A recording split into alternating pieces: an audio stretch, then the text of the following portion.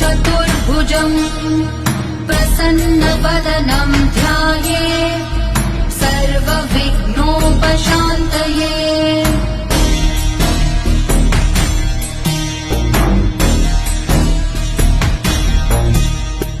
शान्ताकारं भुजगशयनं पद्मनाभं सुरेशम् विश्वाधारं गगनसदृशं मेघवर्णं शुभाङ्गम् लक्ष्मीकान्तं कमलनयनं योगिभिर्ध्यानगम्यम्